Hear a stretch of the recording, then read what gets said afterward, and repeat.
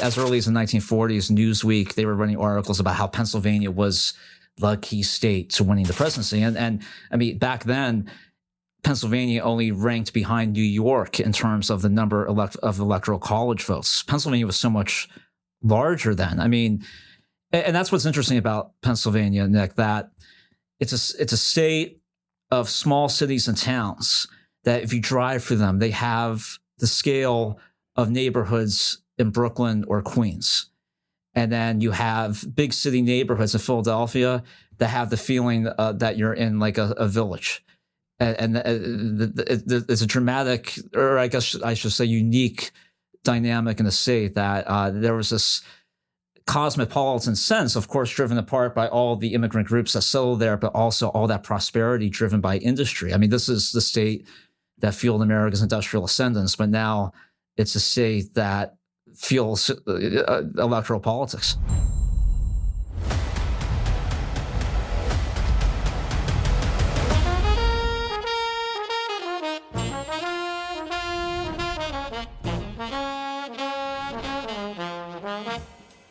Howdy, everyone, and welcome back to Moment of Truth, the podcast of American Moment. My name is Nick Solheim. I am the COO of American Moment, and I'm joined, as always, by a fascinating guest this week. But before we get started, I got to run through the usual spiel. You can find all of the information about us, everything we're doing at AmericanMoment.org. We also have fellowship applications open right now for the spring. If you're looking to get your first job in D.C. or get involved in politics here in Washington, this is a paid opportunity to be able to come here, learn from our deep bench of experts, and then insinuate yourself into a job here in Washington. So we highly recommend you check that out. That's at AmericanMoment.org/fellowship. Additionally, if you work on Capitol Hill and you are not yet sending your interns to AM Fridays, which is our weekly training program with free Chick-fil-A lunch, you need to be doing so immediately. It's a fantastic program, and plus there's Chick-fil-A, it's free, it's delicious. You can check out the information about that and fill out our form at AmericanMoment.org/AM Fridays. And so now we have Charles McElwee, who is the founding editor of RealClearPennsylvania. He is a contributing writer for RealClearPolitics, City Journal, and Politico. His writing has been published at The Atlantic, Politico, and the Philadelphia Inquirer, and the Pittsburgh Post-Gazette, among other publications. We had a very interesting conversation about Pennsylvania, the demographics of different regions of the state, how people have changed the way they vote over time. We talked a lot about Catholicism in Pennsylvania.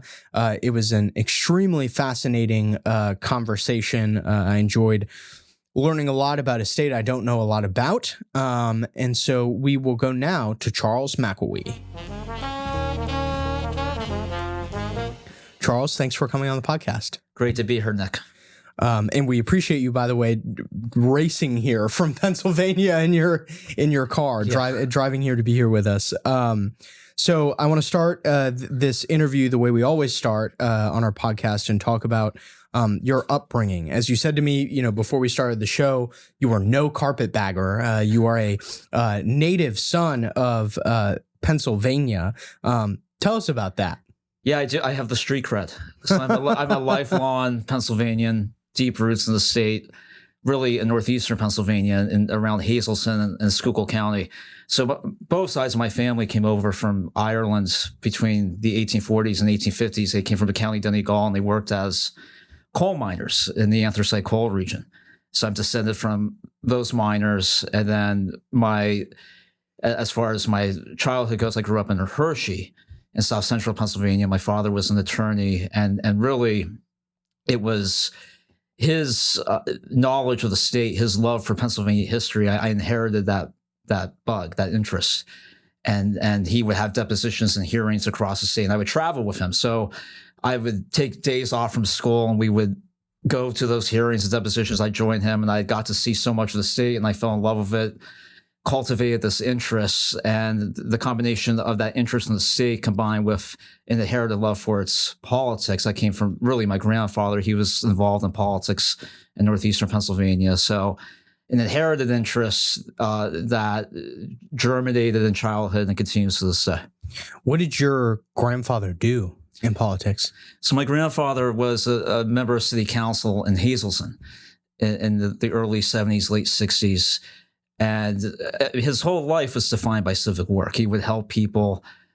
He was just known for his acts of charity.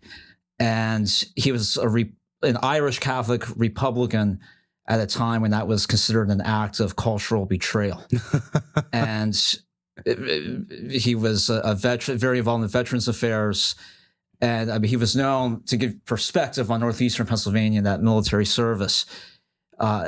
Nobody saw him off to World War II. He and his four brothers went off, fought in Europe, all had combat records, and they all came back. And on the double home where he grew up, 9 boys went off to war. But when he returned, he was shipped off, and nobody said goodbye to him. So during the Vietnam era, he would go to the bus station in Hazelton, and he was legendary for this. Every draftee in Hazelton, when they boarded that bus, he would be the last person they'd see, and he'd give each draftee a prayer book, a Lucky Charm, and a pack of gum. Because he didn't want not cigarettes. No, but he didn't want them to know that they were alone, and he had a lifelong passion for helping veterans. Wow, that's very inspiring. Tell us a little bit more about like you said your ancestors were Irish immigrants. What are the different sort of, because living in West Virginia myself and being very adjacent to Pennsylvania, I've gathered that this is the case, but give us a tour of kind of the different sub-regions of Pennsylvania and the different, groups of people that have sort of settled in these different areas. Yeah. And I guess, Nick, that cultural diversity, it completely refutes this trite conception of Pennsylvania as Pennsyltucky with Philadelphia and Pittsburgh in between. Right. It was never really true. It's geological serendipity led to cultural diversity throughout the state, including in places like South Central and Northeastern Pennsylvania.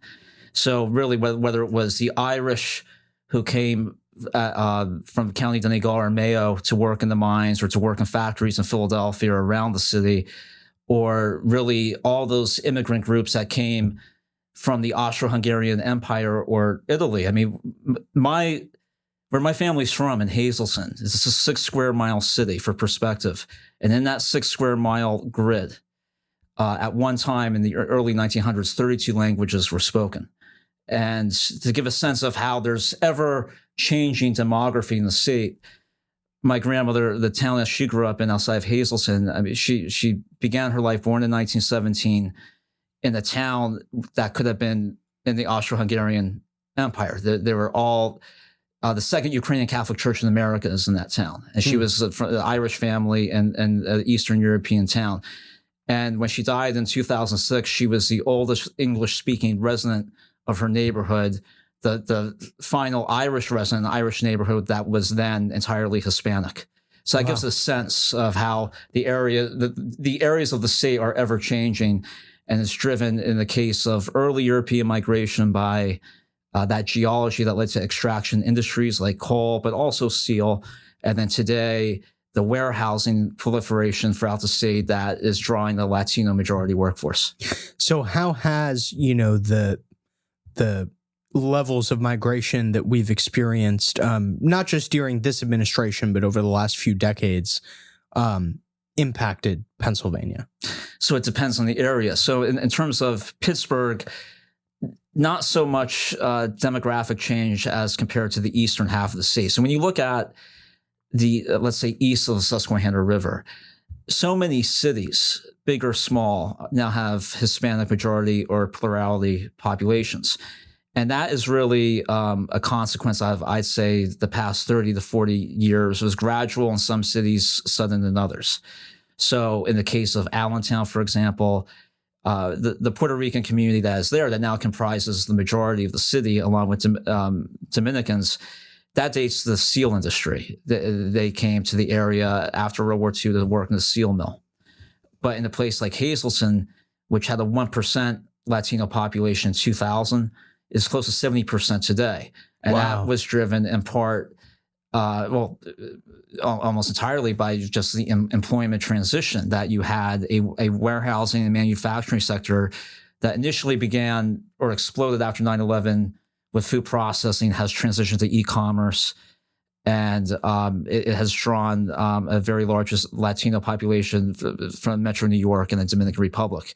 The Wall Street Journal did a fascinating analysis on that area.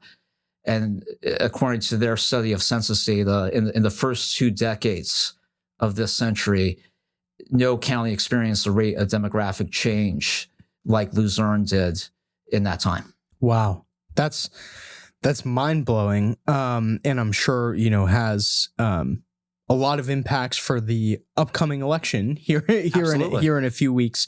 Which brings me to this question, so there's, why is Pennsylvania so important now, in this election? But there's also the question of when did that become the case? So it has had the distinction of being critical for really most of its history. So if we're going to use like a modern span, I mean, and I guess we could, depending on your definition of quotation modern. marks on modern. But I mean, as early as the 1940s, Newsweek, they were running articles about how Pennsylvania was the key state to winning the presidency. And I mean, back then, Pennsylvania only ranked behind New York in terms of the number of electoral college votes. Pennsylvania was so much larger then. I mean, and that's what's interesting about Pennsylvania, Nick, that it's a state of small cities and towns that if you drive through them, they have the scale of neighborhoods in Brooklyn or Queens. And then you have big city neighborhoods in Philadelphia that have the feeling that you're in like a village. And it's a dramatic, or I guess I should say unique dynamic in the state, that there was this cosmopolitan sense, of course, driven apart by all the immigrant groups that settled there, but also all that prosperity driven by industry. I mean, this is the state that fueled America's industrial ascendance, but now it's a state that fuels electoral politics. Yeah. That's very, very interesting. I mean, you say it's hard to define in a modern context, when it's been this sort of like key state of winning. I mean, I guess that I love history. So now I want to know, like, okay, pre-modern times, then when are other times that it's been like extremely influential in the election? Well, there's a paradox, right? That it has a distinction of being critical when it comes to American history and electoral politics, but it's never really produced, let's say, politicians of national importance. So while the state itself is critical to electoral politics going back many, many decades, I mean, besides James Buchanan, who is hardly viewed by historians as a good president, right? It does not have the distinction of a legacy of notable national political figures. Yeah. The one who may have come closest in modern time was probably John Hines. Yeah. And he was, to this day, when if you measure it by history, the most popular politician in Pennsylvania history. Interesting. And his death was a cataclysmic moment in the state and really national political history, because when his plane crashed in April 91, that led to really the beginning, the special election that resulted from his death really indicated where the political realignment was heading. But if he had lived, there is no doubt he, at minimum, would have run for governor, but he was viewed as a presidential contender, and he would have been a serious candidate. Can you say more about that? About how that special election kind of triggered all of this? Yeah. So Hines is interesting because he was of course, he comes from the condiment dynasty, John Hines, Mm-hmm. and he was a beloved figure among working class Pennsylvanians. And of course, he was hardly a working class figure. He was a patrician. Right. This is a guy who could go to those blue collar towns, but he also collected 13th century Flemish art. And although not a carpetbagger, he actually did grow up in San Francisco. Yeah. And then he settled in Pittsburgh and ran for Senate, prevailed. But what happened with his death, and it was horrifying. I mean, the plane crashed in Lower Merion Township outside Philadelphia. There were fatalities that included children on the playgrounds of the elementary school in Lower Merion where the plane crashed. And what happened, Governor Bob Casey, a Democrat, called a special election, and Dick Thornburg, who was then Attorney General under George H.W. Bush and had been a very popular two-term Republican governor of Pennsylvania, he ran against Harris Wofford, who filled the seat with Heinz's death, and Harris Wofford, the Democrat, he pulled off an upset. He won at a time when all indications were that Thornburg would have won. And Thornburg, he performed worse in places like suburban Philadelphia. People forget, I mean, suburban Philadelphia was once reliably Republican. It was the land of moderate Republicans, people like Dick Schweiker, who was a U.S. Senator, and townships like Lower Merion, where Heinz died, or Radnor Township, they were even purple 20 years ago. Not Lower Merion, but certainly Radnor. But we saw this gradual shift. So suburban Philadelphia in the early 90s, still mostly Republican, but Montgomery County, which is the largest, the most populous suburb of Philadelphia, that was viewed by Ronald Reagan in the 80s. He would joke that you could count on counties like Montgomery and Orange County in California for Republican votes. Well, by 2004, the shift had already happened, and that allowed a young guy named Josh Shapiro, who had been chief of staff to Joe Huffle, who was a congressman from the region. He ran in a purplish to going blue district in Montgomery County. He won. And of course, the rest is history. He's now the governor of Pennsylvania. Yeah. Yeah, that brings up a really interesting point. I've been having to stop myself from asking this question because I'm so excited to talk about it. But you've got this article that recently came out in Politico about Scranton Joe, Catholics in Pennsylvania, their sort of how they're trending politically. I'm going to tell everyone later to go read this article, but why don't now you give us a brief explanation of this piece? So this piece, it's a longer report that examines if Kamala Harris has a challenge among the ancestral Democratic voters who are Catholic in northeastern Pennsylvania.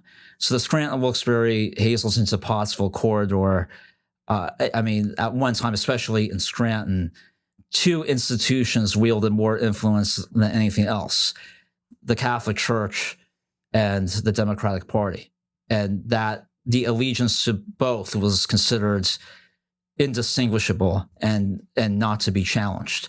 But that has diminished with the passage of time. In the case of the Church, it was driven in part by, of course, the scandals, and then the report released by Josh Shapiro when he was Attorney General in 2018.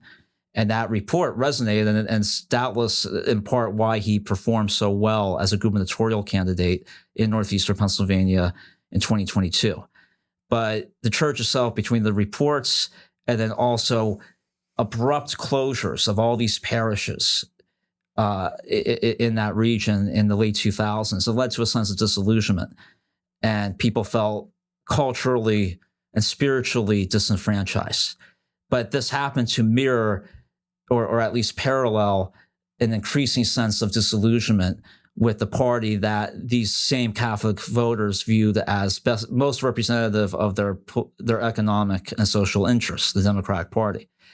And over the passage of time, that has waned, and that has resulted in Luzerne County, for example, just recently, it flipped red. If you had to, my family's from Luzerne County. If you had told me if it was flipping red even 5 years ago, I would have considered it improbable. It's a shocking cultural transformation. But in the case of Scranton itself, that Irish Catholic Democratic allegiance to the party it's still there. It's still pervasive. The Green Ridge, where Joe Biden is from, he tends to overplay his working class roots. That it's a very beautiful upscale neighborhood where you have Irish Democratic families working in law and politics, all linked together going back decades.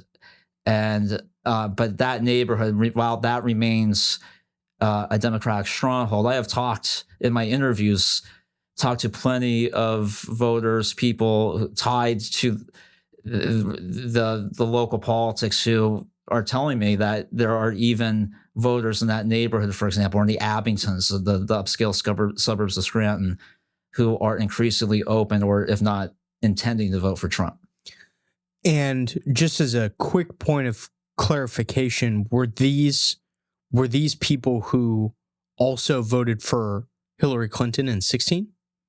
So in the case of Scranton, you would definitely encounter Trump voters today who may have voted for Hillary Clinton in 2016. Okay. Who, funny enough, Hillary Clinton has roots in Scranton for her father.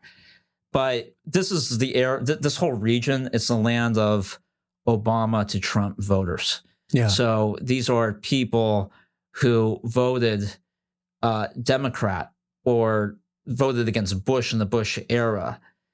And then when they voted, by the time they voted for Trump in 2016, it was through no love of the Republican Party. It was for Trump's positions on economics, immigration, and foreign policy.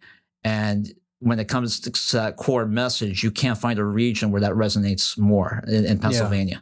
And that's how he prevailed. And the Republican affiliation has followed his narrow victory in Pennsylvania 16. Yeah. So give us like a sort of case study. It can be like an anonymized person, but like what drives them to go from, staunch Democrat in the early aughts to, supporting Joe Biden to now being a Trump voter? Like, how does that happen? Yeah, I mean, it's like a psychology study, or behavioral. When you look around Scranton, there are plenty of voters, older ones, who were open to voting for Biden even after the cataclysmic debate, because they viewed him as a check on the party's leftward turn. That he always operated on his provincialism in the region. That he would go there and he would be Scranton Joe. He would be Scranton Joe. There's this old, he's been dead forever, Edwin O'Connor, that he wrote The Last Hurrah. Biden operates like a Frank Skeffington. He goes to Scranton and he's working. He's the guy who still shows up to the wake and works the room. And he loves that. And earlier this year, he went to a coffee shop and he said, "My name's Joe Biden. I went to St. Paul's." So it's that Irish Catholic politicking that is virtually extinct, but it still lingers in that region, whatever is left of it. So there are plenty of voters where they viewed him as a check on that, but to them, Harris represents, just based at using 2019 to 20 as their baseline, they view her and her positions as totally antithetical to their interests when it comes to economics and immigration, because this is a region that experienced rapid demographic change, an area that got eviscerated by globalization and manufacturing decline in the late 90s and early 2000s. And it was also a region where there was a disproportionate level of military service, including in Iraq and Afghanistan. So there's a deep reverence or understanding the gravity of war. And to them, it's almost like Harris, we talk about the realignment, Harris represents the Bush era more than anything. Yeah. Yeah, that's a very interesting point. And I kind of want to do like a brief history of what has happened to Scranton since the time Joe Biden has been in elected office, which is to say, like, literally decades. but since he's been in office, and I know, he was a senator from Delaware, but I think it's illustrative because the party has changed so much since he was first elected. And I just want to hear you talk about, the ways that has impacted Scranton. So, I mean, when it comes to the party in Scranton, it operates like a machine. It's like the last one of the last vestiges of a cultural machine. So, Scranton represents what existed in so many cities, big and small, going back to the 1920s and or longer, and that cultural machine. It's nonpartisan, if not conservative. When you talk to these Democrats, you would think you were talking to Republicans. They hold socially conservative positions, positions that oftentimes even align with Trump policy, but they're militant Democrats because their families are Democrats, their grandfathers were Democrats. That's just who you are. It's part of one's cultural DNA. Mm-hmm. So Scranton will remain blue even in this election, but the margins will be interesting to watch compared to 16 or 20, because even in 20, when it comes to like the south side of Scranton, for example, there are precincts that now have a large Latino population, and Trump improved his margins there. Yeah. And certainly the rest of Lackawanna County, where Scranton is, while it's still technically the third most Democratic county in the state, it's not as blue as it was even 20 years ago. And as far as Biden goes, I mean, he just knew how to talk in that.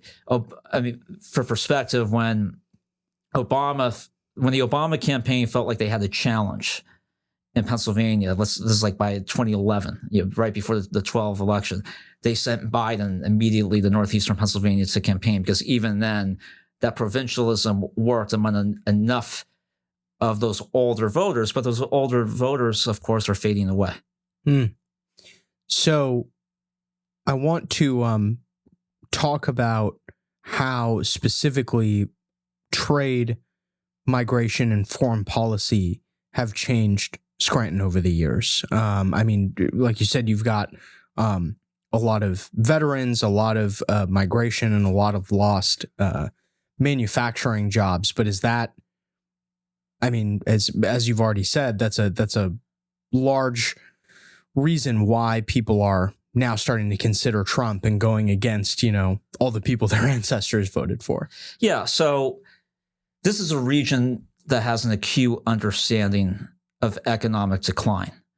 For perspective, after World War II, 35,000 men came back and they were unemployed. The coal mines by then were winding down. And there was that transition to other fuels. There was a void in manufacturing.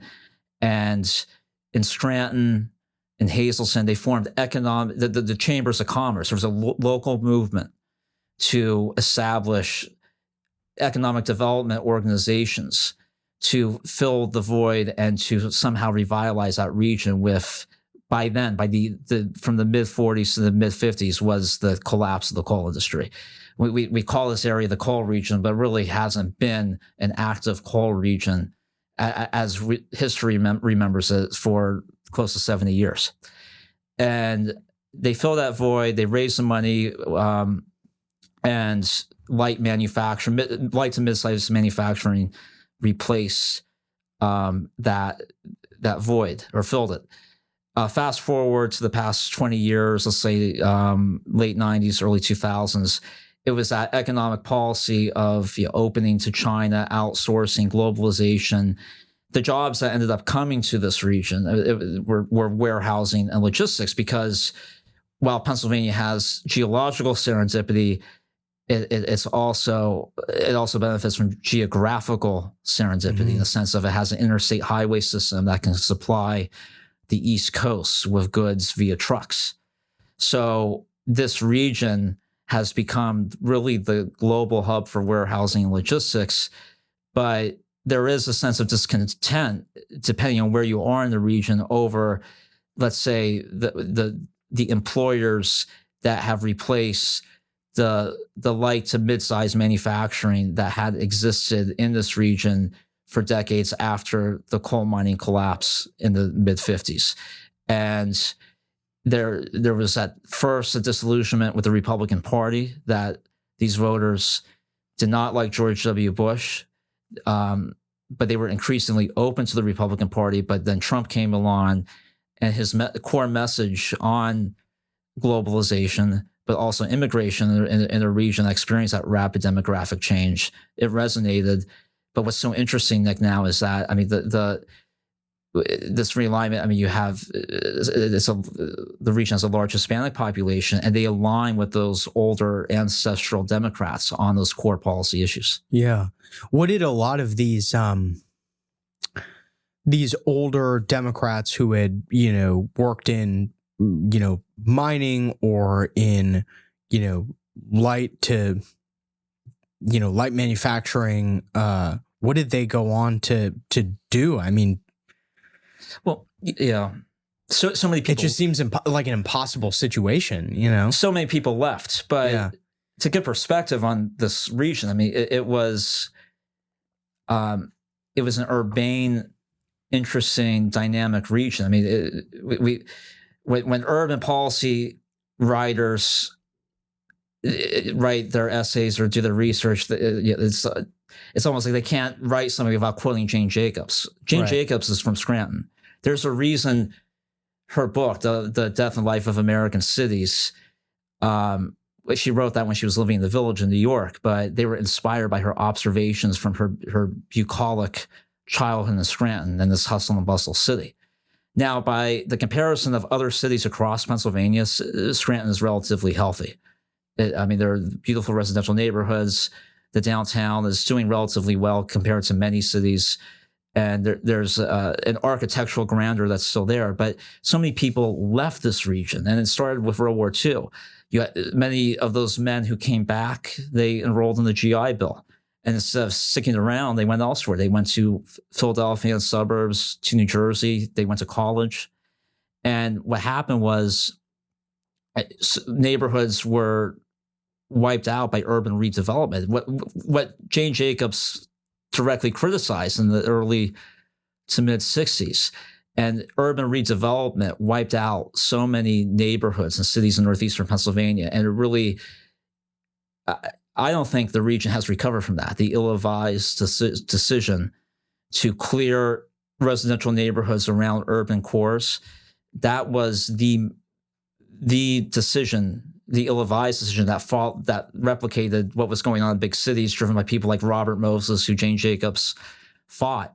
That was going on in places like northeastern Pennsylvania, and the region arguably has never been the same. Yeah. It seems like it broke a lot of these, relational ties that people had, like with their family, with their neighborhoods, their history, etc. That's extremely depressing.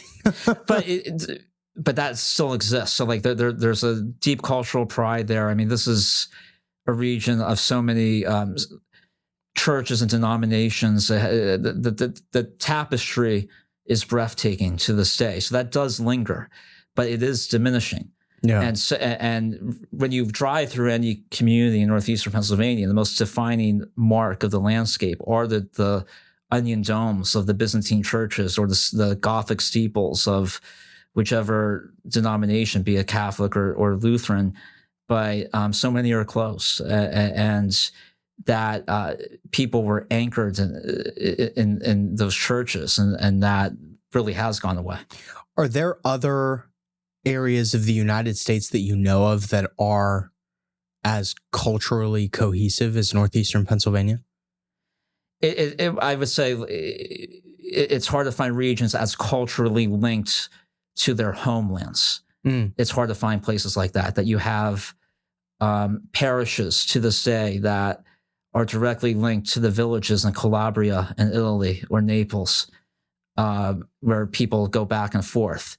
I've had Irish historians travel from Cork and Galway to meet with me in northeastern Pennsylvania to visit the graves of the cemeteries, because so many tombstones are in Gaelic and they mark where they're from in Ireland. And the historians have told me that they have, in all their travels across the country, they've never seen such unique cemeteries and such a concentration of cultures. Yeah. I mean, The best way to put it, Nick, is when you drive for some of these towns in northeastern Pennsylvania, they have a big city feeling. I mean, it's like being in a Brooklyn neighborhood, but you're in these plateaus and valleys that were shaped by the coal industry. Yeah.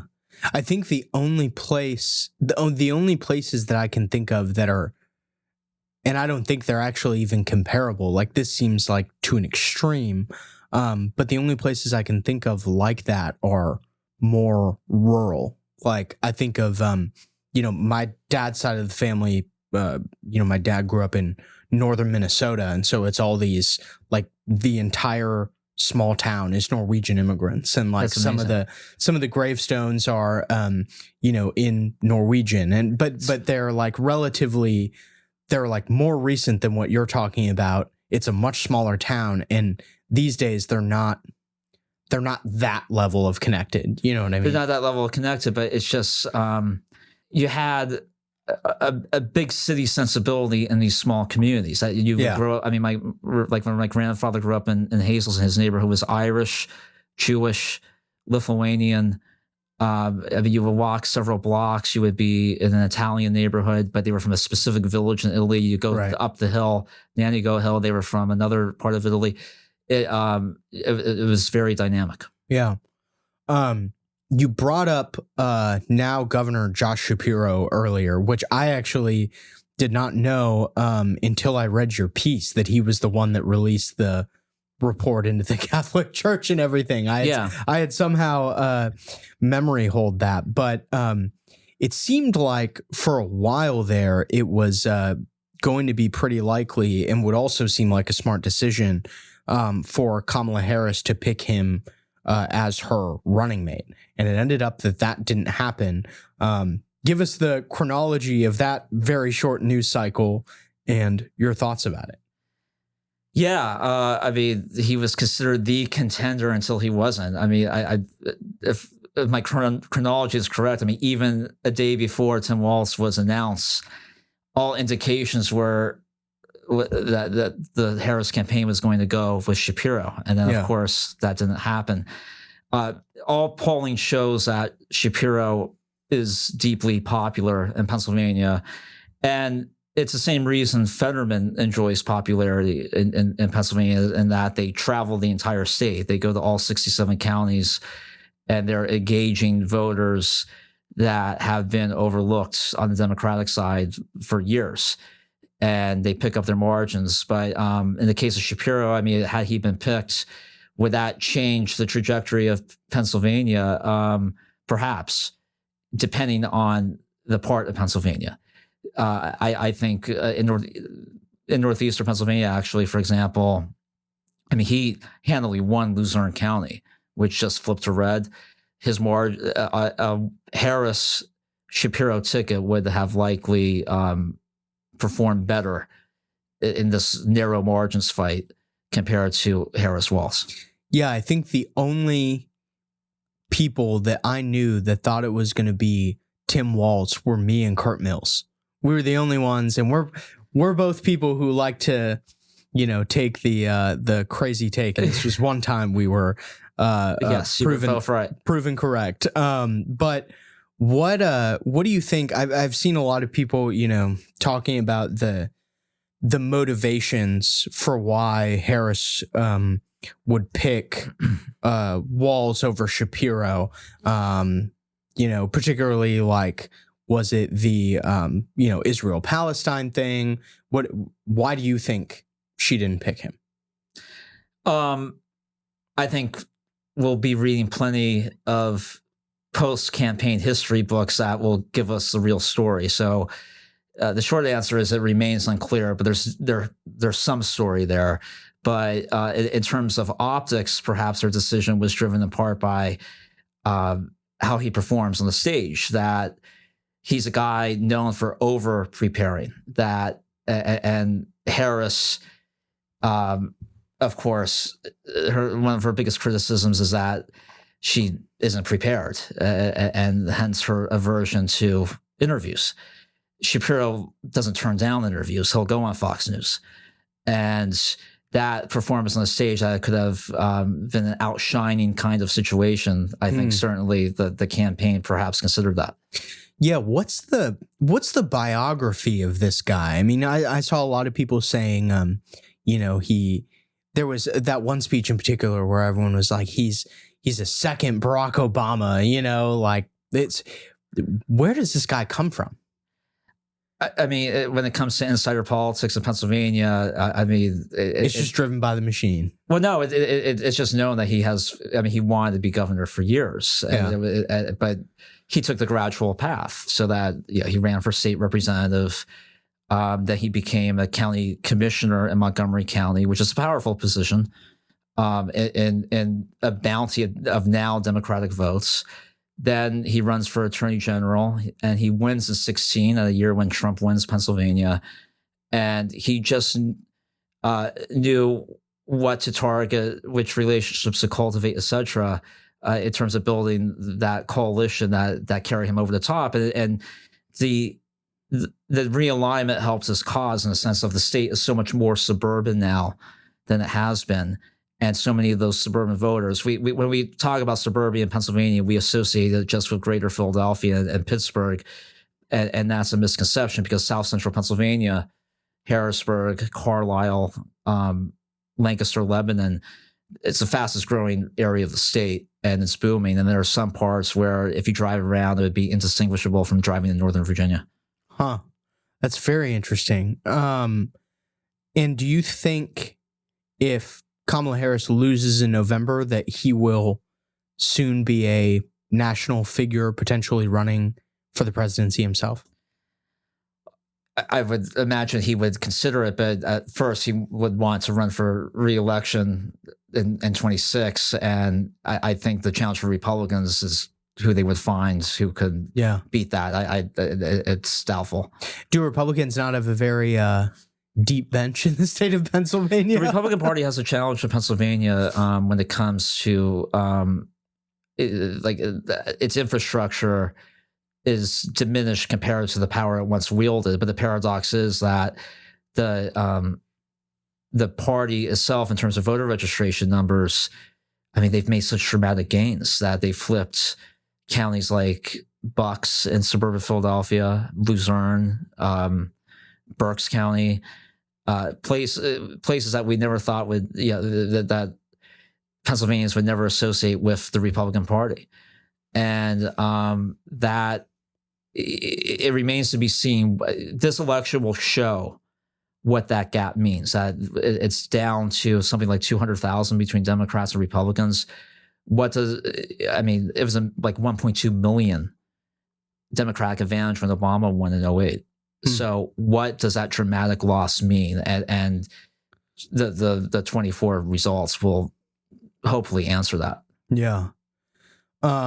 Speaking of Governor Shapiro, there was a very interesting situation earlier this week when Governor Shapiro appeared with Zelensky of Ukraine, and was there were some pictures out there of him signing missiles that are going to be dropped in this war in Eastern Europe. So I guess my question for you is, why would he do that? Yeah, controversial optics, to put it lightly, and confounding considering that he loves to talk about how he spends time in places like northeastern Pennsylvania, but that is not a photo to have in a region like northeastern Pennsylvania. This is a region with deep roots in military service. People who live there have a deep appreciation for the gravity of war. On Memorial Day, it's an annual solemnity that no matter where you live, you'll travel to the graves in northeastern Pennsylvania, buy the potted flowers to put on your ancestors' graves to honor that military service, whether it was World War II, Vietnam, World War I, the Civil War, and Scranton itself in World War II had one of the highest rates of conscription or draftees off to war. It was through the roof. So confounding the sense of like twofold. this is a region that has some of the highest concentrations of Ukrainian Americans in the nation, and in some parts of the region, the highest by proportion.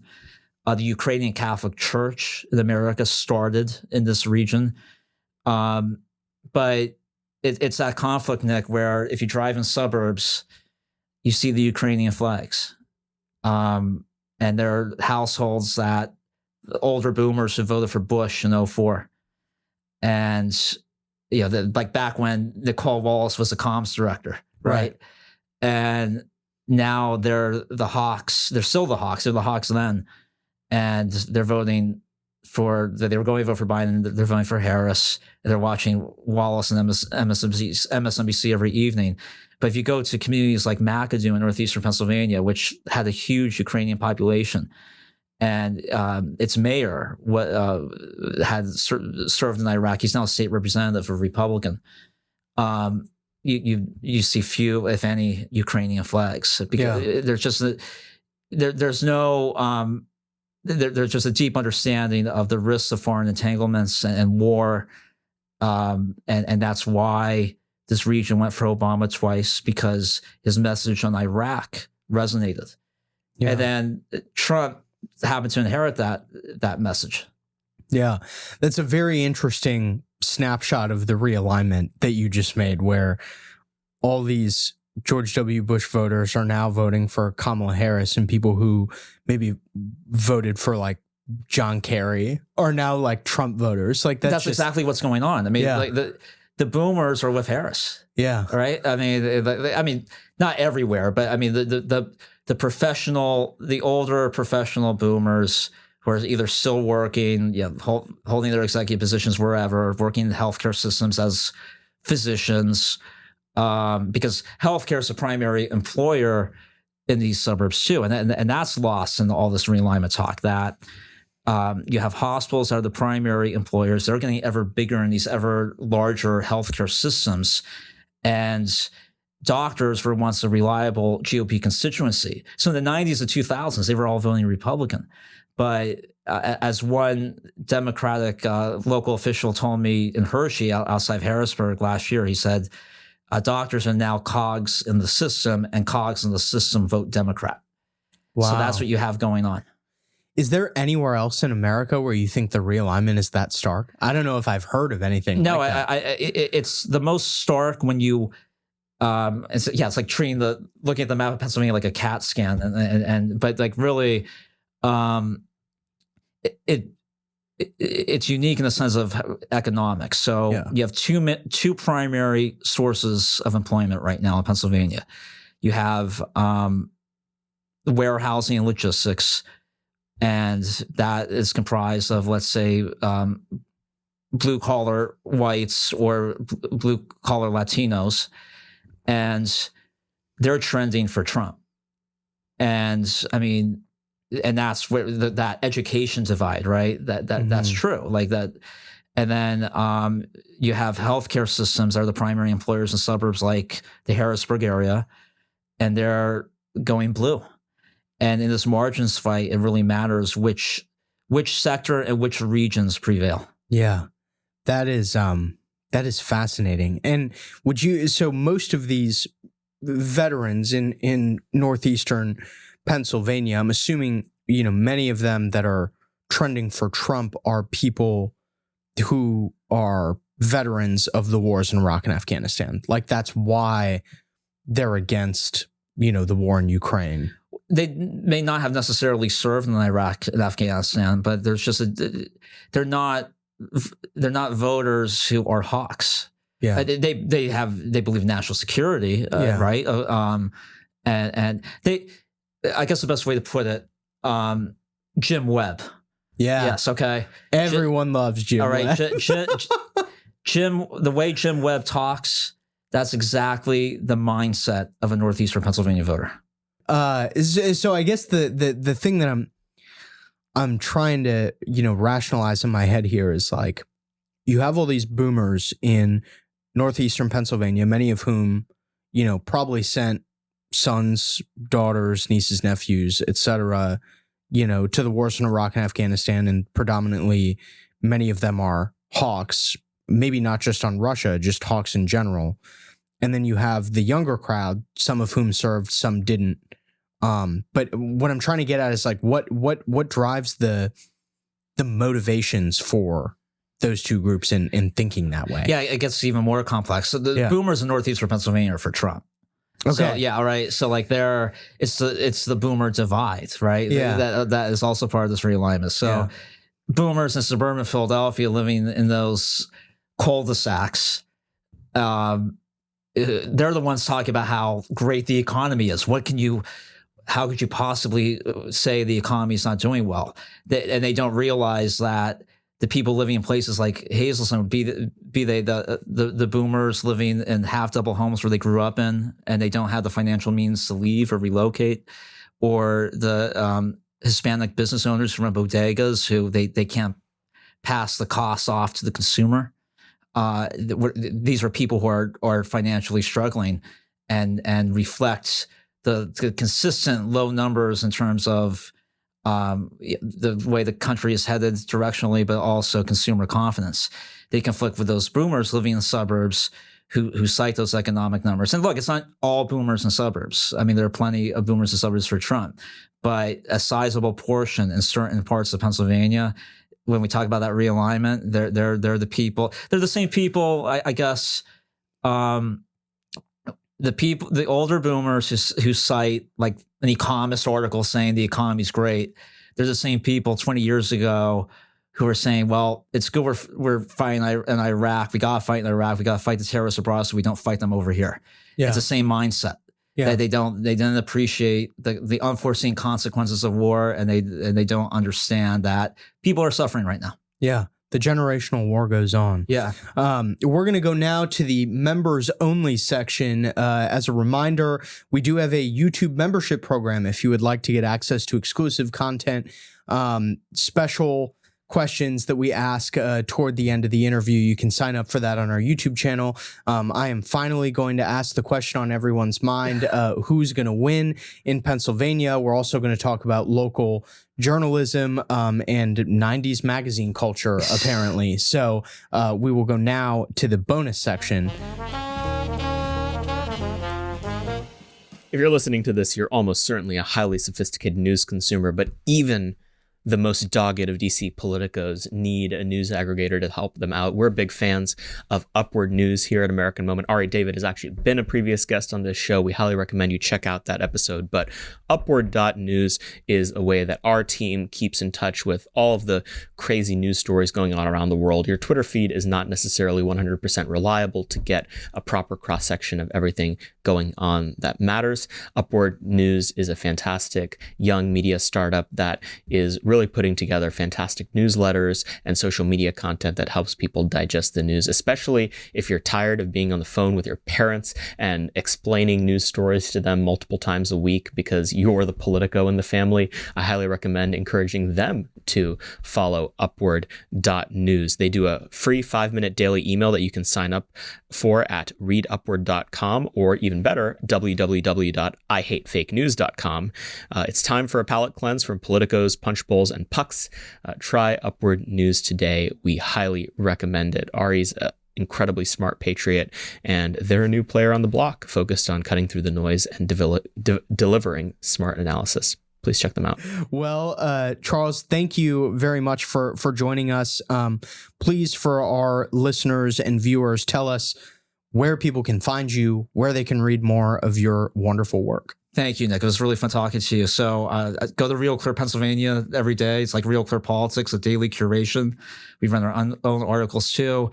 You can find my writing not only at RCP, but also Politico, City Journal, and Unheard. All right. Thank you very much for coming on. Thank you. Thank you for joining us for another great episode of Moment of Truth, the podcast of American Moment. As always, you can see more information about American Moment and what we're up to at AmericanMoment.org.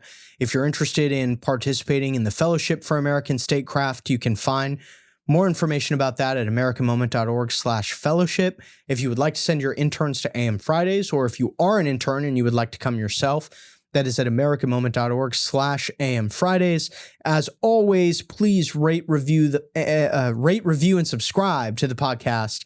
5 stars only, please. Write a written review if you can. It really does help. And a special thank you to all of our YouTube members who help us put this show on. Thank you very much, and we will see you next week. Moment of Truth is an American Moment podcast taped at the Conservative Partnership Campus Studios and is produced by Jake Mercier, Jared Cummings, Tiffany Kutris, and Matthew Pearson. Our intro song is A Minor Struggle by Ryan Serenich, and our website is americanmoment.org.